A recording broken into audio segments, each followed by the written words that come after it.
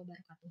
Halo semuanya, perkenalkan nama saya Nasa Salsabila Nurhiyani. Di sini saya akan membacakan hasil ulangan akhir semester mata kuliah Filsafat dan Sejarah Matematika dengan dosen pengampu Bapak Dedi Nurjamil. Nomor 1.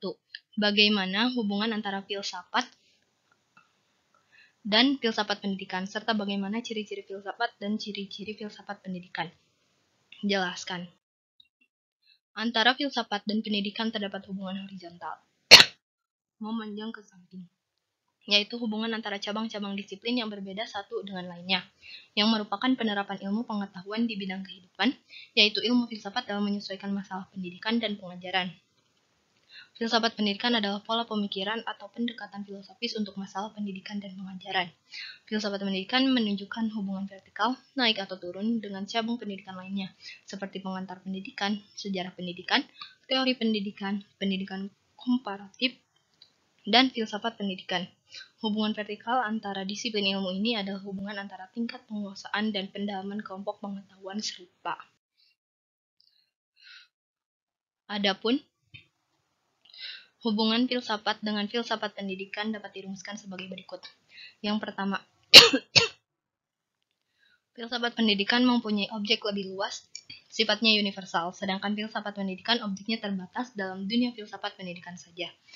Yang kedua, filsafat hendak memberikan pengetahuan atau pendidikan atau pemahaman yang lebih mendalam dan menunjukkan sebab-sebab, tetapi yang tak begitu mendalam. Yang ketiga, filsafat memberikan sintesis kepada filsafat pendidikan yang khusus, mempersatukan dan mengkoordinasikannya. Lalu yang terakhir, yang keempat, yaitu lapangan filsafat mungkin sama dengan lapangan filsafat pendidikan, tetapi sudut pandangnya berlainan. Lalu nomor 2, jelaskan perbedaan antara filsafat matematika dengan filsafat pendidikan matematika. Jawabannya, filsafat matematika mencakup ontologi dan epistemologi. Ontologi menyangkut hakikat matematika, apakah hakikat yang ada di balik matematika, sedangkan secara epistemologi adalah berkaitan dengan bagaimana cara menjawab pertanyaan mengenai matematika, cara memperoleh dan menangkap permasalahan dalam matematika. Pendidikan matematika mengacu pada masalah belajar dan mengajar terhadap pembelajaran dalam pendidikan matematika. Pemikiran filsafat memiliki peran yang sangat penting. Filsafat turut berperan dalam menciptakan suatu pembelajaran matematika yang memungkinkan para siswa untuk membangun logika pikirnya serta membangun pengetahuan matematikanya.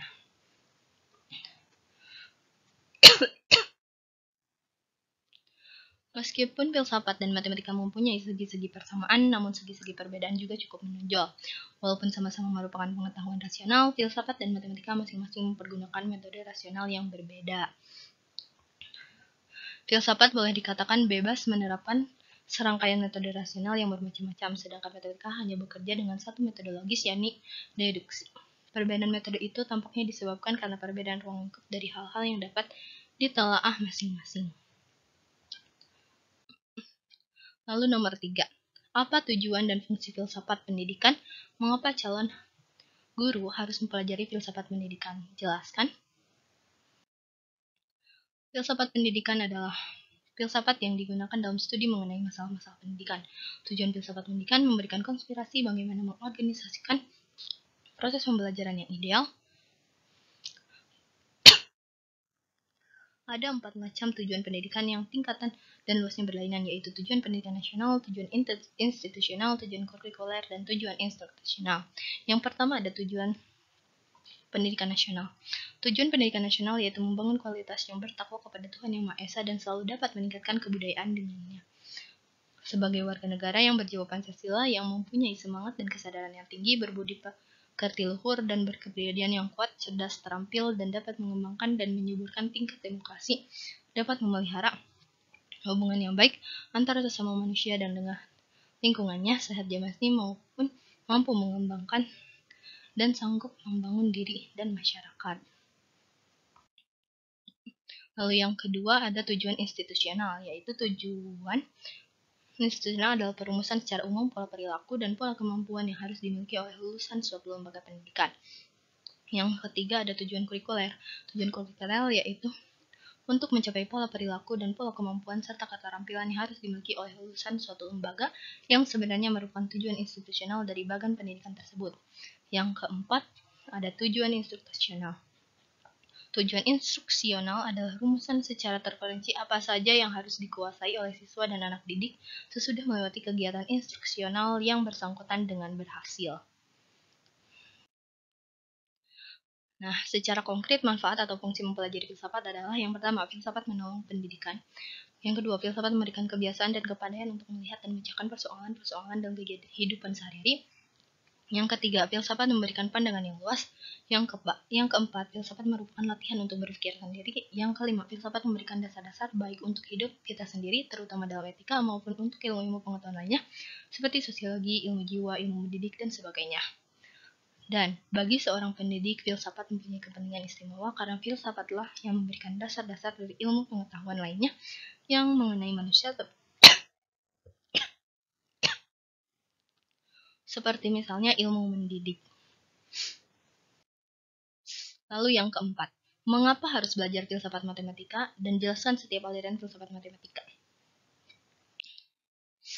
Filsafat dalam matematika memiliki peran yang besar, salah satunya dalam membentuk ketatanan dalam dunia pendidikan bahkan teknologi yang dapat membantu kita dalam menjalankan kehidupan sehari-hari.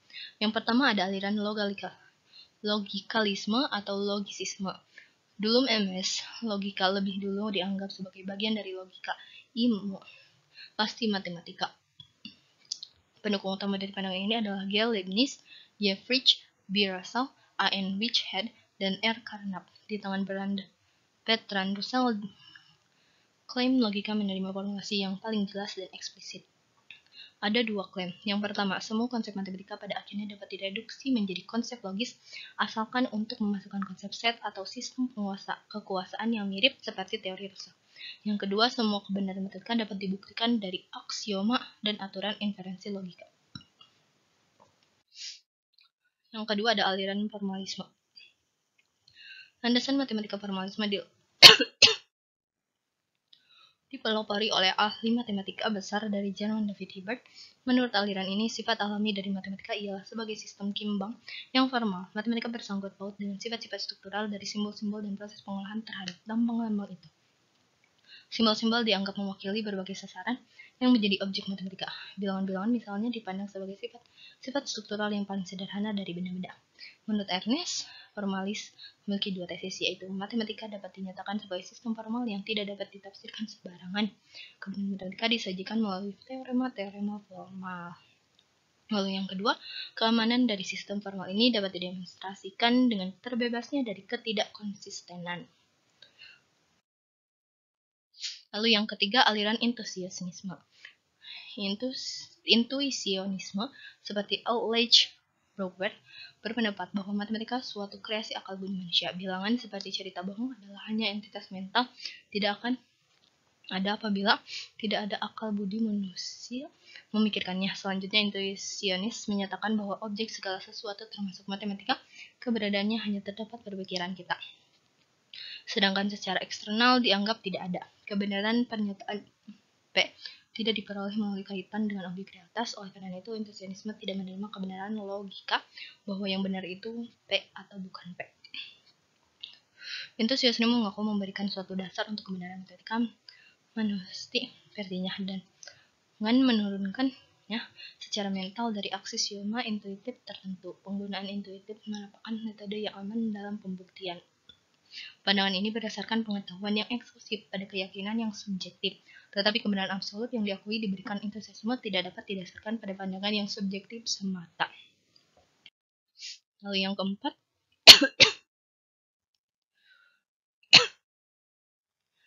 aliran konstruktivisme.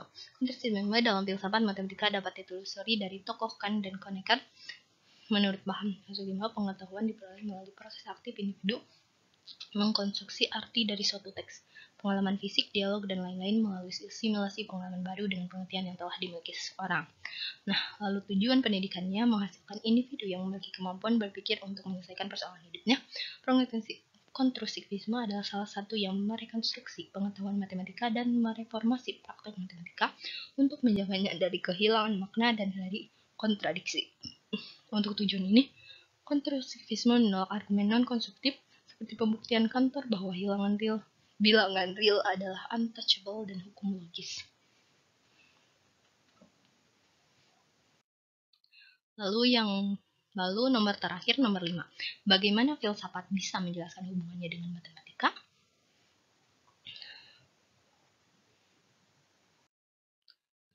Matematika dan filsafat memiliki hubungan yang cukup erat dibandingkan ilmu lainnya. Alasannya, filsafat merupakan pangkal untuk mempelajari ilmu dan matematika adalah ibu dari segala ilmu. Ada juga yang beranggapan bahwa filsafat dan matematika adalah ibu dari segala ilmu yang ada. Nah, mungkin sekian pemaparan materi atau hasil ulangan akhir semester dari mata kuliah Filsafat dan Sejarah Matematika dari saya. Mohon maaf bila ada salah kata. Wassalamualaikum warahmatullahi wabarakatuh.